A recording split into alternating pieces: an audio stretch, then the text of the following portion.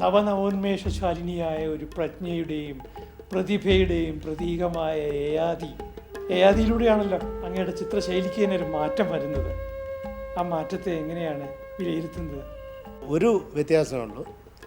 അതായത് ഈ ചിത്രത്തിൽ വന്ന ഇതിൻ്റെ രൂപഭേദം, അതായത് അതിൻ്റെ ശൈലിക്ക് വന്ന രൂപഭേദം, അത് പെട്ടെന്ന് ആളുകൾക്ക് തിരിച്ചറിയാനൊക്കാത്തത്, അല്ലെങ്കിൽ മുമ്പുള്ള ചിത്രങ്ങളുമായിട്ട് താരതമ്യപ്പെടുത്തിയാൽ ഉള്ള വ്യത്യാസമോ കാണുന്നത് എനിക്ക് വന്ന പരിവർത്തനം, എൻ്റെ മാനസികമായ പരിവർത്തനം.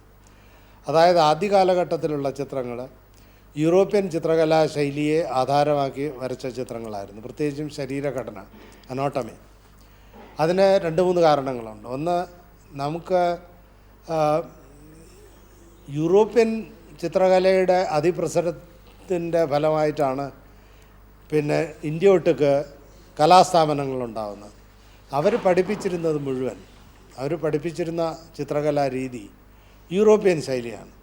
അപ്പോൾ ഒരു 100 വർഷമായിട്ട് എല്ലാ കലാസ്ഥാപനങ്ങളും അവിടെ ഉണ്ടായിരുന്ന ചിത്രകാരന്മാരും വരയ്ക്കുന്നത് മുഴുവൻ യൂറോപ്യൻ പ്രസ്ഥാനത്തിന് ആധാരമാക്കിയാണ്. അല്ലാതെ ഭാരതീയ ചിത്രകലയുടെയോ ശില്പകലയുടെയോ യാതൊരു അംശവും അവിടെ ഉണ്ടായിരുന്നില്ല. അത് കഴിഞ്ഞ് ബംഗാൾ സ്കൂളിൻ്റെ കാലഘട്ടത്തിലാണ് അത് പുനരുദ്ധരിക്കാനും അതിനെക്കുറിച്ച് നമ്മുടെ ഭാഷയ്ക്ക്, നമ്മുടെ ദൃശ്യഭാഷയ്ക്കുള്ള വ്യത്യാസം മനസ്സിലാക്കാനും ആരംഭിച്ചത്. അപ്പോൾ ആ ഒരു സ്ഥാപനത്തെ പഠിച്ച എന്നെപ്പോലെ ഒരു വിദ്യാർത്ഥി അന്നത്തെ കാലത്തുള്ള, അതായത് ഞാൻ വിദ്യാർത്ഥിയായി പുറത്തു വരുന്ന കാലത്ത് ഉള്ള ആധുനിക പ്രസ്ഥാനത്തിൻ്റെ ഒരു നാൽക്കവലയിൽ നിന്നും കൊണ്ട് എങ്ങോട്ടാണ് പോകേണ്ടത് എന്നുള്ളൊരു വഴി അന്വേഷിക്കുന്ന ഒരു ഘട്ടത്തിലാണ് ഞാൻ ഈ ആദ്യകാല ചിത്രങ്ങൾ വരച്ചത്. അതായത് ചിത്രകല കൊണ്ട് സമുദായത്തിന് നന്നാക്കാം എന്നൊരു തെറ്റിദ്ധാരണ അന്നെനിക്കുണ്ടായിരുന്നു. പക്ഷെ അത് കാലം കഴിഞ്ഞപ്പോഴത്തേക്കും ചിത്രകലയെക്കുറിച്ച് കൂടുതൽ അറിയാനും കൂടുതൽ പിന്നെ അതിനെക്കുറിച്ച് വളരെ ഡീപ്പായിട്ട് ചിന്തിക്കാനും ഉള്ളൊരു കാലഘട്ടം വന്നപ്പോഴാണ് എനിക്ക് തോന്നിയത് ചിത്രകല അല്ലെങ്കിൽ കല എന്ന ഒരു ഉപാധി വാസ്തവത്തിൽ മനുഷ്യർക്ക് സന്തോഷം നൽകുന്നൊരു മീഡിയമാണ്. അതെത്ര തന്നെ നമ്മൾ ഭയാനകമാക്കിയിരുന്നാലും അവസാനത്തെ റിസൾട്ട്, ദി കത്താഴ്സിസ്, അത് നമ്മൾ കിട്ടുന്നത് അതിൽ നിന്നൊരു അനുഭൂതിയാണ് കിട്ടുന്നത്. അപ്പോൾ ആ അനുഭൂതി കൊണ്ട് നമ്മൾ സമുദായത്തിനെ നന്നാക്കാം എന്ന് പറയുന്നൊരു വലിയ അർത്ഥമില്ലാത്തൊരു കാര്യമാണ്. ചിത്രകലയ്ക്ക് ആവശ്യം 2 കാര്യങ്ങളാണ്. അത് നോക്കാനുള്ള ആളുകൾ വേണം, ചിത്രം വരയ്ക്കാനുള്ള സാഹചര്യം വേണം. ഇത് രണ്ടും ഇപ്പോഴാണ് വാസ്തവത്തിൽ ഞാൻ പറഞ്ഞാൽ ഒരു 40 വർഷം ചിത്രം രചിച്ചതിന് ശേഷം ഈ കഴിഞ്ഞ 10 വർഷമായിട്ടാണ് എനിക്കിഷ്ടമുള്ള വില കൂടിയ ക്യാൻവാസ് വാങ്ങിക്കാനും സ്ട്രെച്ചർ വാങ്ങിക്കാനും അല്ലെങ്കിൽ വളരെയധികം നിറങ്ങൾ വാങ്ങിക്കാനും ആവശ്യമുള്ള ഇതെല്ലാം വാങ്ങിക്കാനും മനസ്സമാധാനത്തോടു കൂടി ഇരുന്ന് ചിത്രം വരയ്ക്കാനും ഒരു സന്ദർഭം കിട്ടുന്നത്. ഈ സന്ദർഭം കിട്ടാൻ കാരണം ഞാൻ വരയ്ക്കുന്ന ചിത്രങ്ങൾ വാങ്ങിക്കാൻ ആളുകളുണ്ടെന്നുള്ളത്. അതില്ലാതെ, അതായത് എത്ര നല്ല പാട്ടുകാരനായിരുന്നാലും ശരി, 5 പേര് കേൾക്കാനില്ലെങ്കിൽ ആ പാടുന്നവന് യാതൊരു ഗുണവും ഉണ്ടാകാൻ പോകുന്നില്ല. അപ്പോൾ ഇതൊക്കെ നിങ്ങൾ ഇങ്ങനെ കഷ്ടപ്പെടുക, നിങ്ങൾ വരച്ചിട്ട് പിന്നെ ഭാവി തലമുറയ്ക്ക് വേണ്ടി കളയുക എന്നൊക്കെ പറയുന്ന ഈ ചരിത്രത്തിൽ ചില കഥാനായകന്മാരെ, അതായത് ചിത്രകാരന്മാരെ ഉദാഹരണമാക്കിക്കൊണ്ട് നമ്മുടെ അടുത്ത് ഉപദേശിക്കുന്ന ആളുകളുണ്ട്. അവർക്ക് ആർക്കും ഇത് മനസ്സിലാകുന്നില്ല. അന്ന് പോലും വാൻഗോഗ് പോലും കഷ്ടപ്പെട്ട കാലത്ത് നേരാമണ്ഡമുള്ള നല്ല നിറങ്ങൾ കൊണ്ടാണ് വരച്ചിരിക്കുന്നത്. ആളുകളാണ് വാസ്തവത്തിൽ ഇവരെ പ്രൊട്ടക്റ്റ് ചെയ്യേണ്ടതും അവർക്ക് വേണ്ട പിന്നെ സാമ്പത്തിക സ്ഥിതിയോ അല്ലെങ്കിൽ സന്ദർഭങ്ങളോ കൊടുക്കേണ്ടത്. ഈ ചുവർ ചിത്രശൈലിയിലേക്കും ആ കലയിലേക്കും പാരമ്പര്യത്തിലേക്കും എങ്ങനെയാണ് ശ്രദ്ധ ഉണ്ടായത്, താല്പര്യം ഉണ്ടായത്?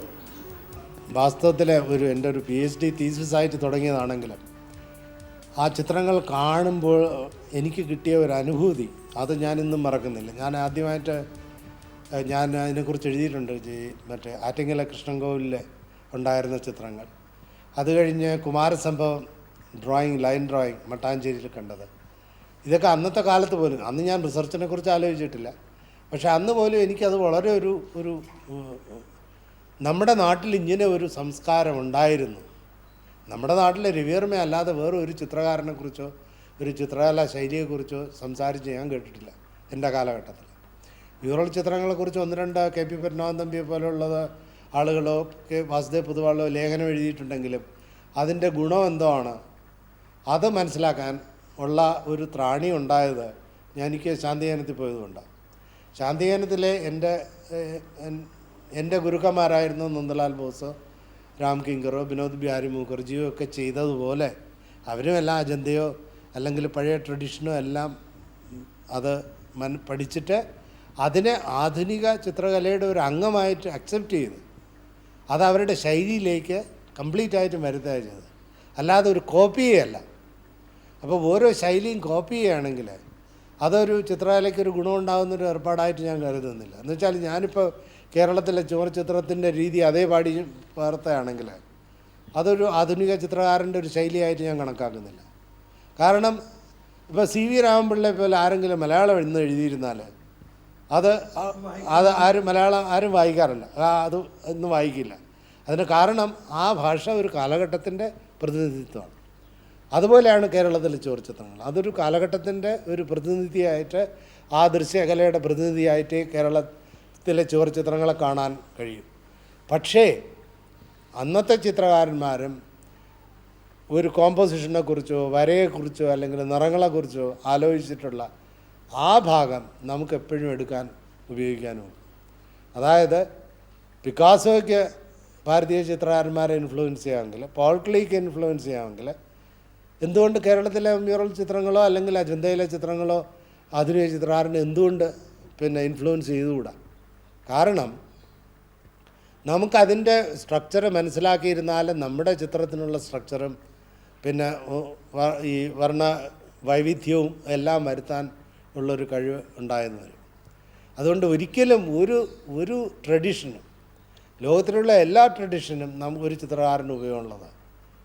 പക്ഷേ സ്വന്തമായിട്ടുള്ള ഒരു ട്രഡീഷൻ, അതായത് നമ്മുടെ തന്നെ ആഹാരത്തിൻ്റെ രുചി അറിയുന്നത് നമുക്ക് മാത്രമേ ഉള്ളൂ. അതുപോലെ ഈ കേരളത്തിലെ ചുവർച്ചിത്രങ്ങൾ എനിക്ക് തോന്നിയത് ഇപ്പം നന്ദലാൽ ബോസിനോ രാം കിങ്കർക്കോ പോലും മനസ്സിലാകാത്ത ഒരു കലാശൈലിയാണ് കേരളത്തിൽ. പക്ഷേ എനിക്കത് വളരെ ഇൻറ്റിമേറ്റായിട്ടൊരു ഒരു കലാരീതി എൻ്റെ പൂർവികന്മാർ വരച്ചതാണ് എന്നുള്ളൊരു ധാരണ തോന്നിയതുകൊണ്ടാണ് അതിനെക്കുറിച്ച് സമഗ്രമായിട്ട് പഠിക്കാനും അതിനെക്കുറിച്ച് അതിൻ്റെ അംഗങ്ങൾ ഉപയോഗിച്ച് ആധുനിക ചിത്രകലയ്ക്കൊരു പുതിയ രീതി കൊടുക്കാനുമാണ് വാസ്തവത്തിൽ ഞാൻ ചെയ്തത്.